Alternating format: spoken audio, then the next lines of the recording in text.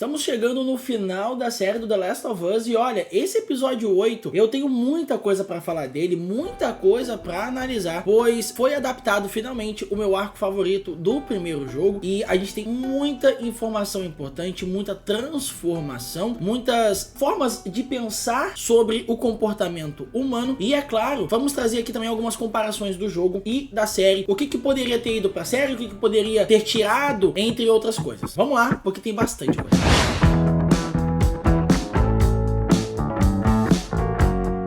Salve família, GD aqui para mais um vídeo de The Last of Us aqui do quadro Analisando. Sim família, olha só, antes de a gente começar a falar sobre o 8º episódio, eu preciso deixar claro aqui para vocês que nós estamos estreando esse quadro. Sim, é uma playlist nova aqui no canal, onde eu quero trazer análises de filmes, séries, entre outras coisas da cultura pop que sejam bastante relacionadas a games, que é o nosso foco aqui no canal, mas quem sabe, né? Depende do seu feedback, do seu like, do seu comentário e da sua inscrição. Tá sendo muito legal, tá sendo muito prazeroso trazer esse lado um pouco mais televisivo. Eu sempre fui um cara apaixonado por cinema e televisão e estrear esse quadro aqui tá sendo um grande sonho e também um excelente trabalho de qualidade que a gente tá fazendo aqui. Mas é claro que esse canal ele não funciona sem a ajuda de vocês e também, principalmente, do nosso grupo de apoiadores. Pessoal, é muito importante que vocês nos apoiem aqui. O link vai estar na descrição. O apoio de vocês traz benefícios aqui no canal, no Maratona do Café e em várias outras redes que a gente trabalha, como a Twitch, Instagram,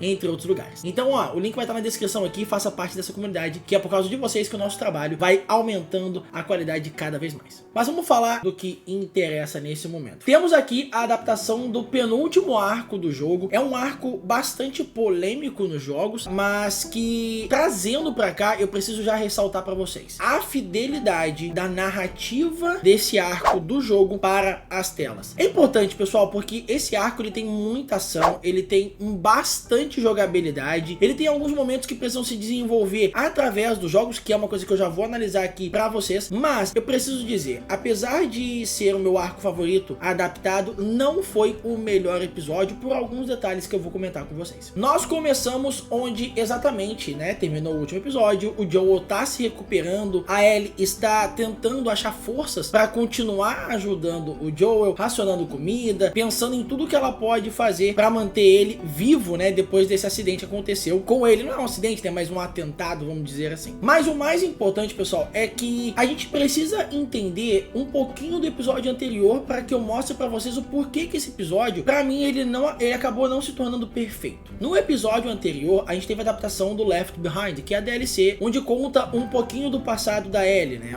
a parte mais importante, que é o envolvimento dela com a Riley e toda essa evolução pessoal que a Ellie tem. Mas eu comentei com vocês no vídeo anterior sobre a falta que eu senti da outra parte da DLC. Deixa eu explicar pra vocês um pouquinho melhor, pra quem não assistiu o vídeo, eu vou deixar aqui, mas eu vou dar uma resumida muito rápida. Mas eu aconselho vocês a assistirem esse vídeo que eu vou deixar aqui no cardzinho. A DLC Left Behind no jogo, ela é dividida em duas timelines que acontecem de maneira esporádicas, né? A primeira timeline é onde ela está realmente com o Joel, né, desacordada, ali tentando sobreviver, e ela vai atrás de mantimentos, ela vai atrás de alguma coisa pra curar ele, e a outra timeline, que é o passado, onde mostra ela com a Riley, né, e o motivo do porquê que elas foram infectadas. Na série, o 7º episódio, ele não mostrou essa timeline, onde ela está tentando, né, caçar, buscar suprimentos, medicamentos, pra salvar o Joel. Ela só conta o lado da Riley, né, do passado. E eu comentei que eu senti falta disso. Eu senti falta disso porque eu queria mais dessa história de como ela amadureceu por esse lado sobrevivente, não como pessoa, como sobrevivente, sabendo caçar, sabendo fugir, sabendo se esconder, né, porque na DLC mostra tanto os infectados no passado como os caçadores, né, que sabem que ela tá ali e estão tentando caçar ela. E isso pra mim refletiu muito nesse episódio 8, porque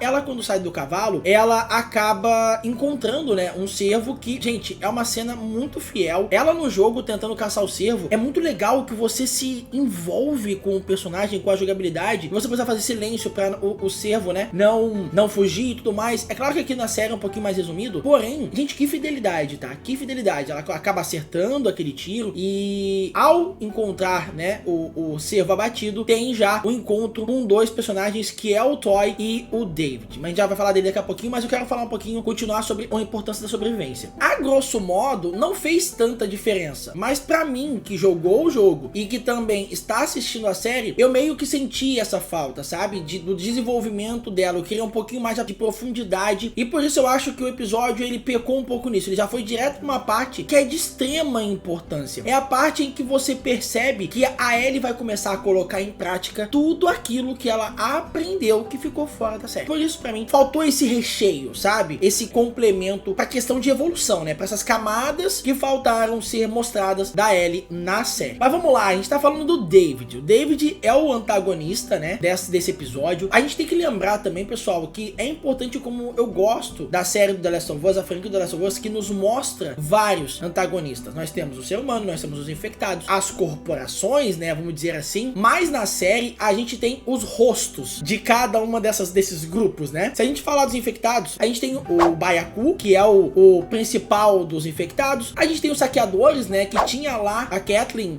como a sua líder e ela era uma antagonista. E agora nós estamos tendo o David como o antagonista de um outro grupo. Pra você ter uma ideia, outra coisa que pra mim faltou parte nesse episódio foi um pouco mais daquela jogabilidade com o David. Eu vou explicar pra vocês o porquê, tá? Vamos falar um pouquinho da série. Na série, ela acaba encontrando o David, ela tem os mesmos comportamentos que o jogo, ela se sente acuada, ela o tempo todo 100% desconfiada, apontando a arma, até que o David, ele já sabia dela, ele já tinha conhecimento dela e do Joel, mas já vou falar disso daqui a pouco. E o David, por saber quem ela é, ele acaba tentando manipular ela de uma maneira em que ela consiga entregar o que ela realmente queria, que era medicamento. Ela precisava de medicamento e a gente tem o Troy, né, indo lá pegar o medicamento enquanto ela tem aquele momento exclusivo com o David. Até aí tranquilo, nós temos o Troy voltando, a mesma cena em que ele revela que 4 homens foram fazer uma missão e apenas 3 voltaram, e aquela pessoa que não voltou era muito importante pro grupo do David, ele sabia de tudo e ele contou pra ele que aquele grupo era do grupo do David. Eu preciso muito, assim, enfatizar, família, como eu gostei da atuação do ator, né, que fez o David. Eu achei incrível, eu senti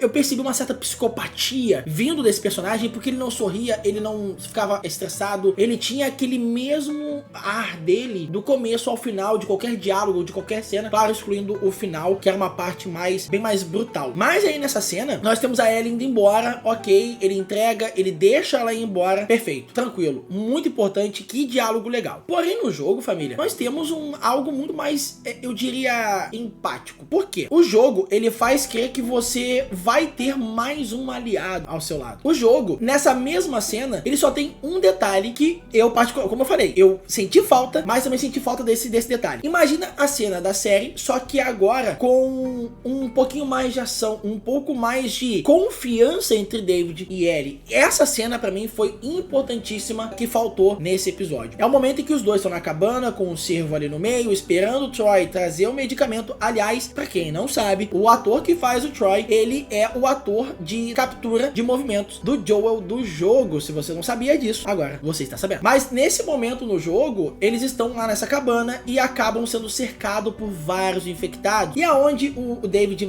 fala, né, não, eu tinha uma arma aqui pra caso aparecesse infectados e tudo mais. Então tem os dois enfrentando um Byaku. É impressionante como parece que você fala assim, cara, eu vou confiar nesse David. E a série não, a série ela meio que encurta isso, fazendo com que você acredite desde o começo que o David é um antagonista. Falando nisso, pessoal, vamos falar um pouquinho desse grupo, tá? É uma coisa que não tem no jogo, mas é enfatizado um pouquinho aqui na série, que é esse grupo religioso, vamos dizer assim, né?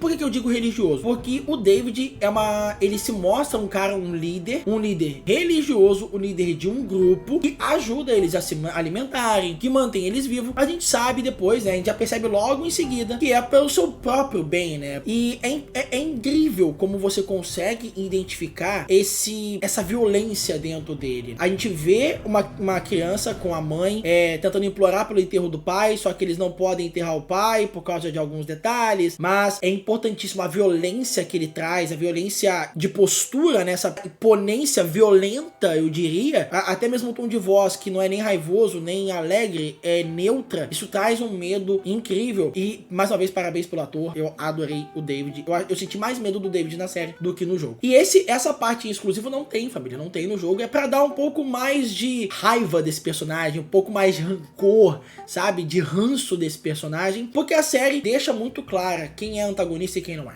Então eu gostei disso, achei legal essa forma diferente de ver o David, que é a do jogo. Apesar da narrativa ser a mesma, os diálogos serem um Ctrl+C, Ctrl+V, gente, é tudo igual. Mas dá pra ver essa adaptação, dá pra ver a diferença, a gente consegue perceber os dois lados da moeda aqui. Vamos falar um pouquinho da atuação da Bella Ramsey de novo. Sim, eu tenho que falar de novo. Gente, se ela não ganhar um Grammy, se ela não ganhar qualquer coisa, pela atuação dela como a Ellie, desde os diálogos, da inocência, desde ao mesmo tempo da maturidade, da brutalidade, do sofrimento, do desespero, da loucura, gente, a Bella Ramsey fez um trabalho absurdo. E eu tenho que dar um destaque também aqui pra esse clique que deu no Joel. E, gente, que absurdo. A gente tem logo em seguida, né, que a Ellie, ela foi capturada, né, perseguida pelos capangas do David e o próprio David. Ela tem aquela cena do cavalo que é muito fiel ao jogo também, né, ela escapando e o cavalo sendo abatido. Ela foi, né, sendo sequestrada, mantida em jaula, mas já vai para essa parte lá no vilarejo. Vamos voltar agora pra parte do Joel, dando continuidade aí. O Joel acaba levantando, ele escuta pessoas entrando na casa. É importante, pessoal, deixar claro que, olha como é que funciona. No jogo, tá? No jogo, a gente tem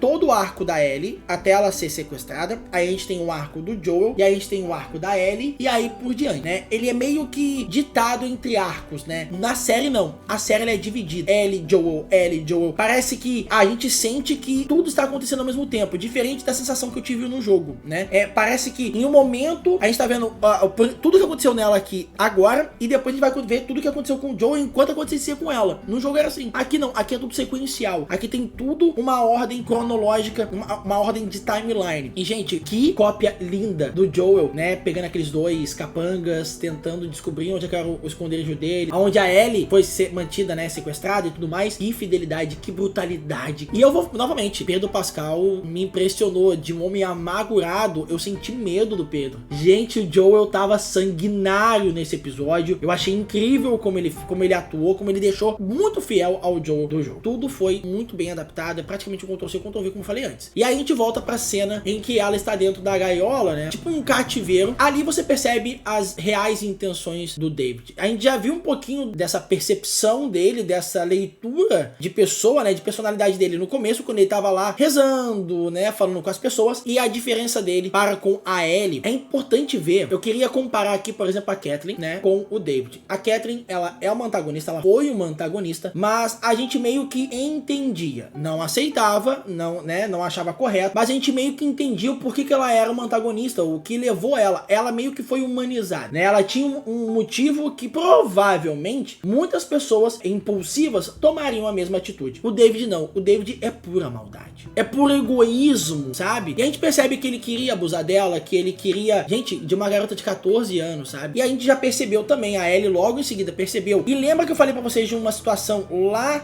naquele comício, né, naquele bate-papo religioso que eles estavam tendo, em que alguns capangas olharam pra ele quando ele falou que não era o momento certo de enterrar, que na verdade eles eram canibais. O David pegava, né, os corpos e acabava picando e dando pras pessoas pra comer, pra se alimentar, era o argumento dele. E a Ellie era o prazer que ele ia ter, né, ele sentiu uma conexão com ela, porque ela é meio o estilo dele, o gosto dele. Aí a gente vê também a Bella Ramsey trazendo a essência da Ellie, gente, áudio por áudio, cena por cena, tudo idêntico. E é muito legal, pessoal, porque a atuação da Bella como Ellie, nesse momento, dentro do restaurante, pegando fogo, gente, que adaptação, foi incrível. Ela literalmente desfigurando o David ali. Eu particularmente, assim, vou ser sincero com vocês. Eu sei que no jogo tem toda a questão da jogabilidade, né? A gente tem que fazer aquilo umas 3, 4 vezes, até ter a cena final, mas a gente vê a Ellie tentando pegar a arma, tentando pegar o cutelo, né? Fazendo várias coisas ali, que é o que acontece no jogo. Porém, porém no jogo tem algo mais sofrido, tem algo mais dolorido. Essa cena é um pouco mais estendida. No meu gosto, o jogo trouxe mais essa dor da sensibilidade, de você se colocar no lugar do personagem por ser um jogo, né? É um audiovisual interativo. A gente sabe que na série é um pouquinho diferente, ela precisa ser um pouquinho mais resumida, ela tem que ser às vezes até um pouco mais direta, mas trazendo a essência, trazendo essa narrativa que a cena tem com a gente. Eu gostei muito, pra mim foi muito fiel. Eu só senti um pouquinho mais dessa dor, desse prolongamento da dor que a Ellie tava sentindo ao tentar pegar alguma arma, ao ver o David massacrando ela de certa forma, com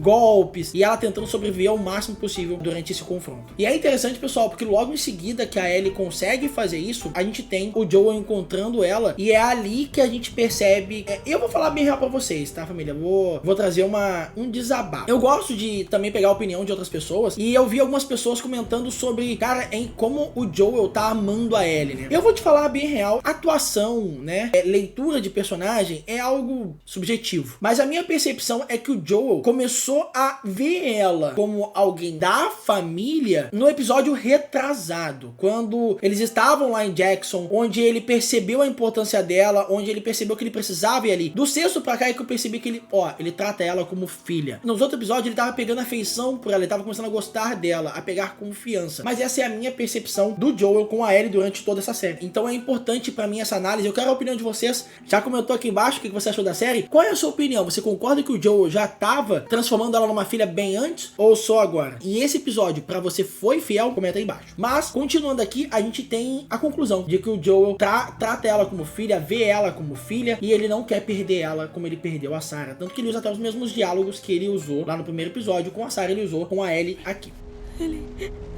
Tá tudo bem. Tá tudo bem, meu amor. Eu tô com você. Mas vamos aqui a alguns detalhes importantes, pessoal. Como eu falei, esse é o meu arco favorito, as minhas considerações, né? Eu gosto da forma como ele é tratado no jogo, como eu consigo ter essa experiência no jogo, o medo, a aflição. São muitas pessoas que você precisa enfrentar. Eu sei que no jogo, eu sempre comento aqui nos vídeos, é irreal, né? A quantidade de pessoas que você enfrenta sozinho mas é do jogo. Porém, eu sinto falta dessa tensão na série. Pra mim é o que falta. Falta também muitas cenas com infectados. A gente tá vivendo num mundo pós-apocalíptico. E cadê a causa desse apocalipse, né? A gente tá focando demais nos humanos e o jogo gosta de nos relembrar de que, além dos humanos, em que a gente precisa ficar de olho, a gente também tem o perigo iminente de a qualquer momento aparecer um infectado pra te cercar, pra te emboscar. Então, eu sinto falta disso na série. Talvez é por isso que eu ainda não considero a série de The Last of Us uma série perfeita. Ela é sim, e está sendo sim, a melhor série de adaptação na história, na minha opinião, a melhor adaptação de um game. Porém, é importante deixar claro essas observações que a gente precisa fazer pra quem, né, no